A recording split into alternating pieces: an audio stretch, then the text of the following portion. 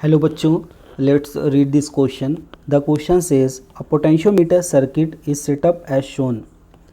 The potential gradient across the potentiometer wire is k volt per centimeter and the ammeter present in the circuit reads 1 ampere when two-way key is switched off. The balance points when the key between the terminals 1 and 2, first 1 and 2, second 1 and 3 is plugged in are found to be length L1 centimeter and L2 centimeter respectively. The magnitude of the resistors capital R and capital X in ohms are then equal to respectively. First option is KL1 and KL2. Second option is K in bracket L2 minus L1 and KL2. Third option is KL1 and K in bracket L2 minus L1. Fourth option is K in bracket L2 minus L1 and KL1. तो इस question में यहाँ पे two way की है. क्या है? Two way की. सबसे पहले यहाँ पे 1 एंड 2 को कनेक्ट करते हैं. किसको कनेक्ट करते हैं? 1 एंड 2 को. जब यहाँ पे 1 एंड 2 को कनेक्ट करते हैं ये, तब बैलेंस यहाँ पे लेंथ कितनी हो जाती है? L1. तब बैलेंसिंग लेंथ यहाँ पे कितनी हो जाती है? L1. सेकंड में देखो 1 एंड 3 को कनेक्ट करते हैं. जब 1 एंड 3 को कनेक्ट करते हैं तब बैलेंसिंग लेंथ यहाँ पे कितनी हो जाती है? L2. तब हमें R और X की यहाँ पे क्या करना है? वैल्यू कैलकुलेट करना है. तो इस क्वेश्चन को सॉल्व करने से पहले कुछ की कंसेप्ट को हम डिस्कस कर लेते हैं. की कंसेप्ट.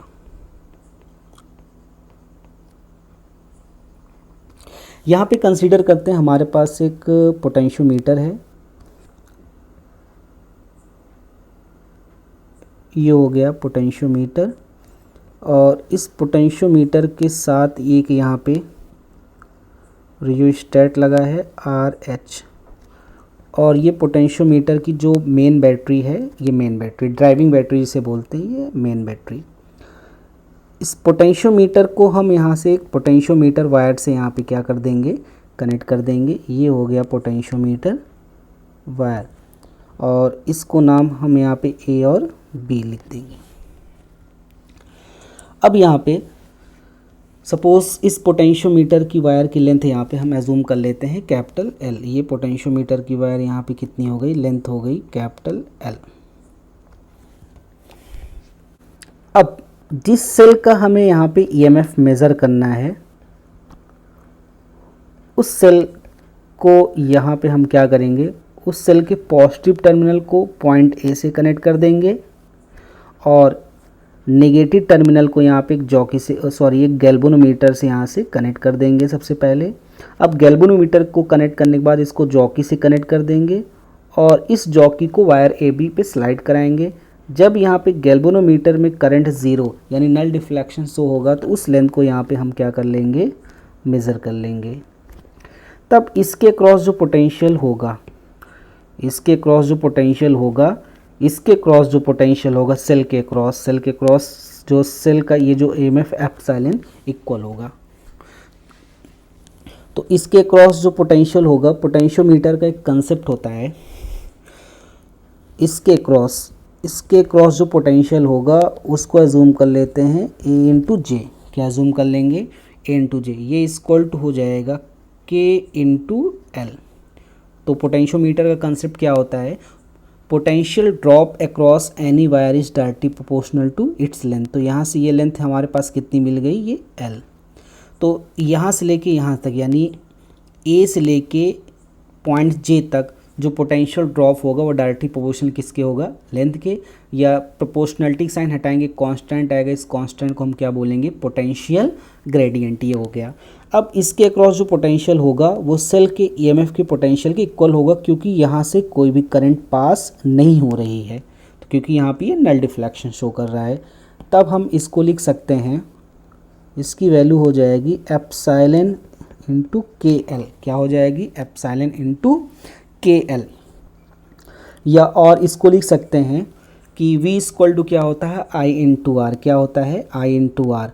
अगर यहाँ पे इसका रेजिस्टेंस कैपिटल आर दिया हो तो इसको हम एप्सिलॉन को क्या लिख सकते हैं यहाँ पे आई इंटू आर, तो ये हो जाएगा आई इंटू कैपिटल आर, ये कैपिटल आर यहाँ पे रेजिस्टेंस हो गई, किसके इक्वल हो जाएगा के एल के। तो यहाँ पे क्या है पोटेंशियल ग्रेडियंट।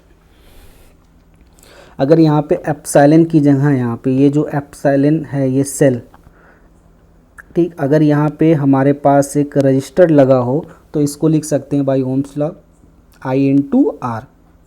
तो आई इंटू आर किसके बराबर हो जाएगा यहाँ पे के इंटू एल, और यहाँ पे के को हम लोग क्या बोल रहे हैं पोटेंशियल ग्रेडियंट। अब इसकी कंसेप्ट की हेल्प से अब इस क्वेश्चन को यहाँ पे सॉल्व करते हैं।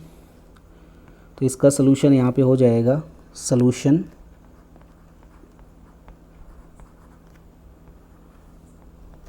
अब यहाँ पे केस फर्स्ट की बात करते हैं। केस फर्स्ट, अगर हम केस फर्स्ट की बात करते हैं सबसे पहले इस पॉइंट 1 और 2 को यहाँ पे कनेक्ट करेंगे। किसको कनेक्ट करेंगे 1 एंड 2 को। यहाँ पे देखो ये दिया है ये, अगर 1 एंड 2 को कनेक्ट करेंगे तो बैलेंसिंग लेंथ यहाँ पे कितनी आ रही है L1, और यहाँ पे रजिस्टर कितना आ रहा है R, और यहाँ पे कितनी करंट फ्लो हो रही है यहाँ पे 1 एम्पियर। तो यहाँ पे की कंसेप्ट से हमारे पास जो फॉर्मूला है वो है आई आर इक्वल टू के L1, क्या हो जाएगा यहाँ पे के L1। तो आई की वैल्यू यहाँ से कितनी है 1 और कैपिटल आर के, बैलेंसिंग लेंथ यहाँ पे L1 आ रही है तो ये L1 हो जाएगा। तो यहाँ से R की वैल्यू कितनी आ जाएगी के L1, ये हो गया हमारा इक्वेशन नंबर फर्स्ट। अब यहाँ पे केस सेकंड की बात करेंगे। केस सेकंड, अगर हम केस सेकंड की बात करते हैं तो केस सेकंड में देखो 1 एंड 3 को कनेक्ट कर रहे हैं। किसको कनेक्ट कर रहे हैं ये स्विच 1 एंड 3 को कनेक्ट कर रहे हैं। जब 1 एंड 3 को कनेक्ट करेंगे तो ये जो रजिस्टर है R और ये X के साथ क्या हो जाएगा यहाँ पे सीरीज में, तो नेट रेजिस्टेंस यहाँ पे कितना हो जाएगा R प्लस X। तो यहाँ पे हो जाएगा की कंसेप्ट की हेल्प से R प्लस एक्स इंटू आई, ये किसके इक्वल हो जाएगा के टाइम्स।